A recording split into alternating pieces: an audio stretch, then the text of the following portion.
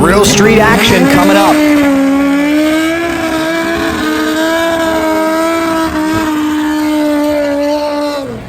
Welcome, Cycle Drag, to Maryland International Raceway. It's the XDA Superbike Showdown, a great turnout of competitors, and we are set to focus in on the real street category, qualifying session number 2. There's last year's runner-up, Spencer Claycomb. There's about 100 different combinations you can run in this class between the Busa, the Leader, Nitrous, Turbo, Supercharged, all motor, and to maintain parity, they changed the wheelbase based on the rider's weight. So there's an entire matrix. Like I said, it's almost 100 combinations. It keeps things very interesting, and we are set to watch round number 2 of qualifying.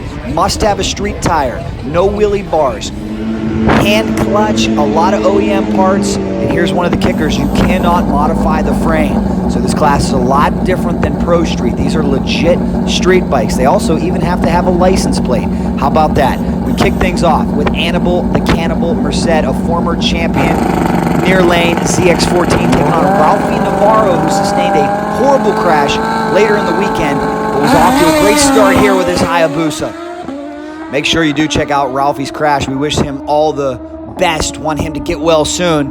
He was flying here, so was Anibal, with a 771 for Anibal the Cannibal. As we bring up the next pair near lane, this is Devin Ragland out of Lexington, Kentucky. He was set to take on Brad Stinnett, also of Lexington, Kentucky, far lane.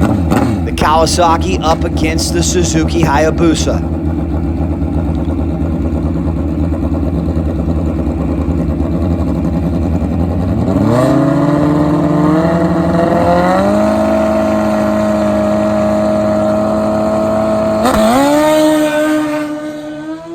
Nice hole shot out there for Devin, looking to put a big number on the scoreboard. Devin 771.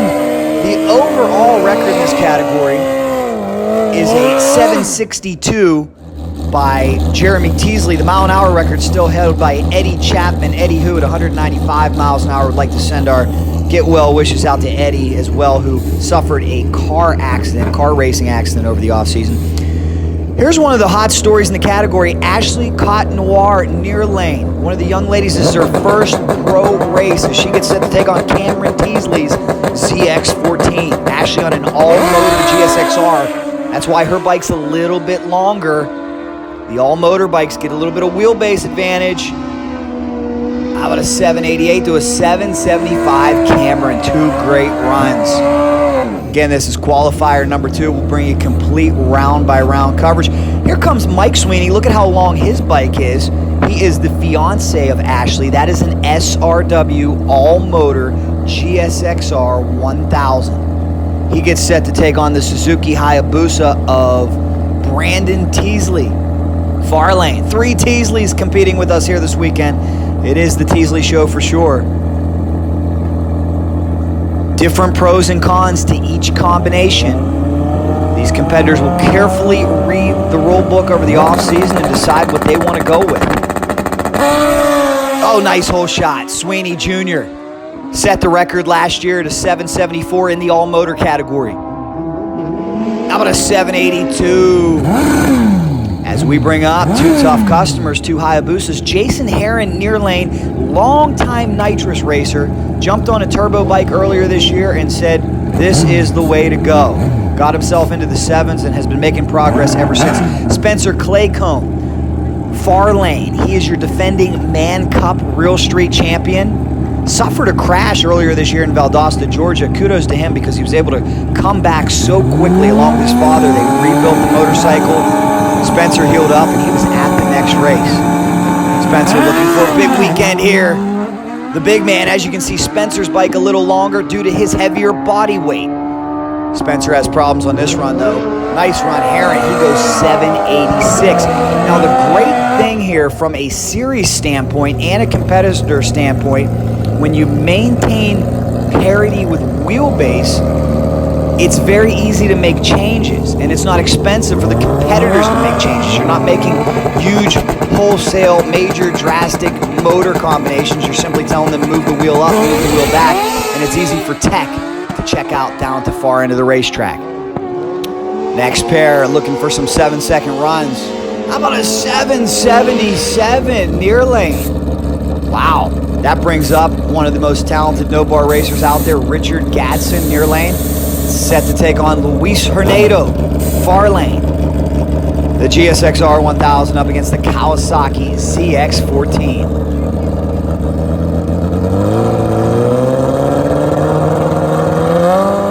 Richard, a multi-class competitor.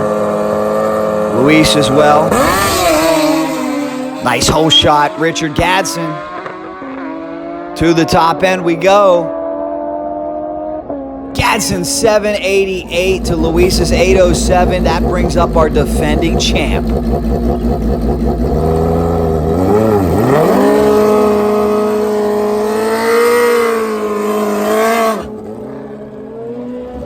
Jeremy Teasley was a longtime Hayabusa racer. He took a look at the rules over the offseason, felt like the NITROUS GSXR 1000 was the way to go.